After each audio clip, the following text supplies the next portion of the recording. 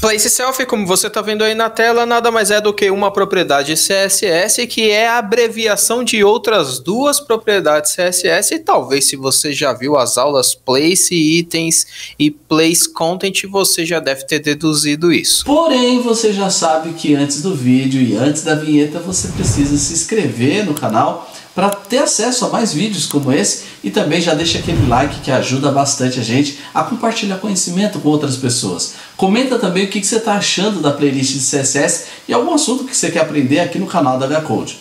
Vamos para a vinheta, depois vamos aprender FlexGrow. Vamos lá! Go! Go! Go! Go!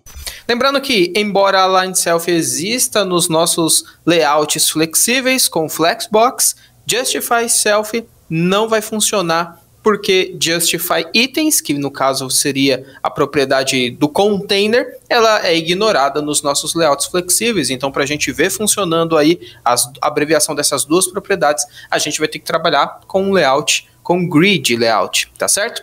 Lembrando que, assim como outras propriedades que são abreviadas, né, que são abreviações de propriedades, se o segundo valor não foi informado, que no caso seria o valor de Justify Self, o primeiro valor é copiado para o segundo, então, definindo apenas um valor, ele vai ser aplicado para os dois dessa forma. E sobre os valores possíveis, como nós vimos que ele é uma abreviação do Align Self e do Justify Self, os valores possíveis são automático, que é inclusive o valor padrão, e aí ele vai usar por herança, né, o do Justify Itens do elemento Py.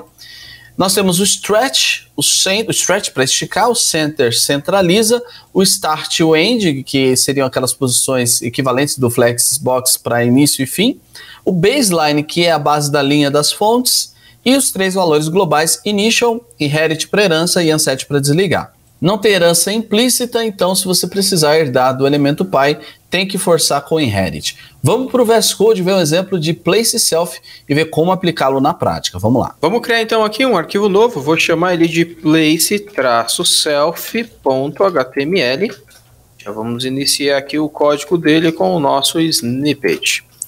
Vou determinar aqui que o meu body, ele vai ter, vou remover aqui a margem dele, obviamente. Já vou colocar aqui uma cor de fundo também, né? Vou colocar aqui um cinza, como sempre.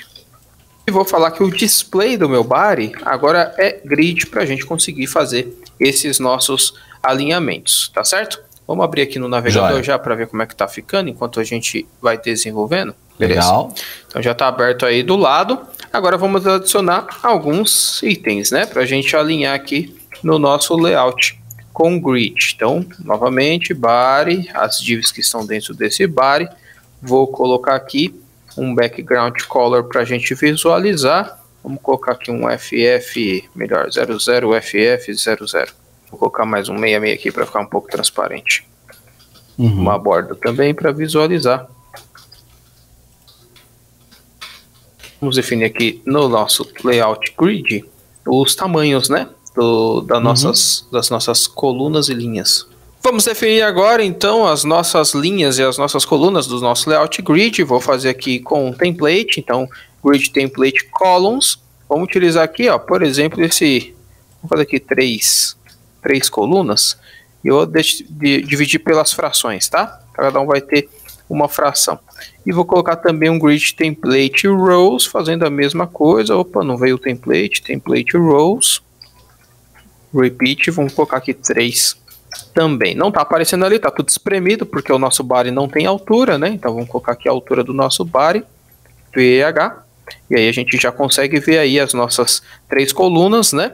As 3 linhas não aparecem porque a gente tem poucos itens, né? Então vamos aumentar aqui o nosso grid e a gente já consegue visualizar aí cada um desses elementos perfeitamente. E aqui a gente vai fazer o seguinte, ó, para a gente ver as coisas acontecendo por partes, vamos fazer o seguinte, ó, vou colocar um align itens, center, no container. Então veja aqui, como eu não defini qual que é a largura e a altura, né, dos elementos aí dentro das nossas células, do nosso layout grid, veio tudo para o meio, verticalmente falando.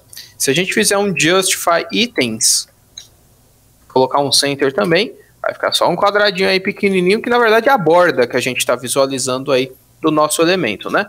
Eu posso colocar aqui... porque ele perde o stretch, né? Ele perde aquele esticar, né? Isso, que era o automático, né?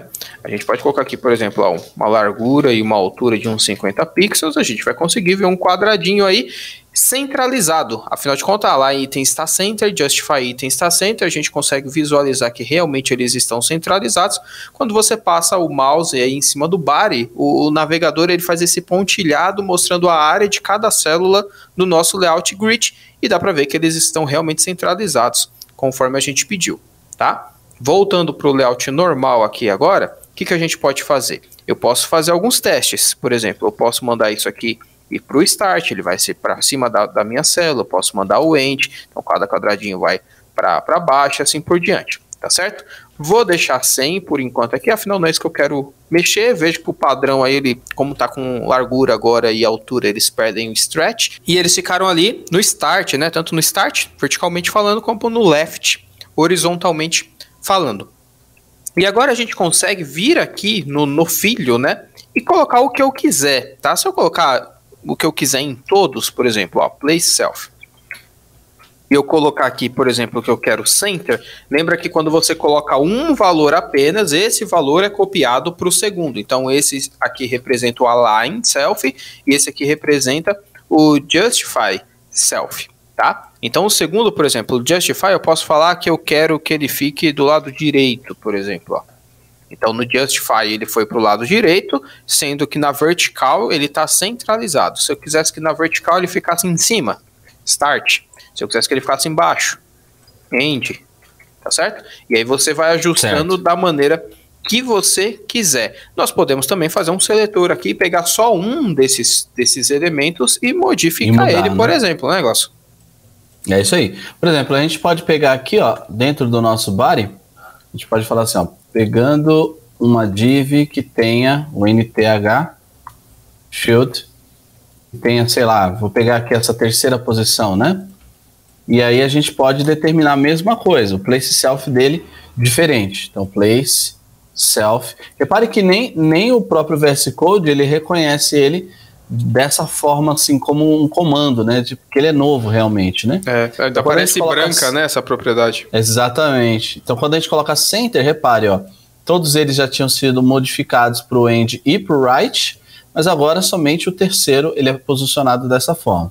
Pensando nisso com JavaScript, imagina o que você pode fazer, né? As possibilidades que se abrem para isso. Por exemplo, um drag drop ou um selecionar, né? Eu clico ele para ativar ou não, né? Para você dar aquele foco um pouco diferente do restante. Então, place self é muito legal, porque no caso do grid, permite você mudar a posição ou alinhamento desse elemento dentro do próprio container grid, né? Dentro dessa estrutura que foi definida.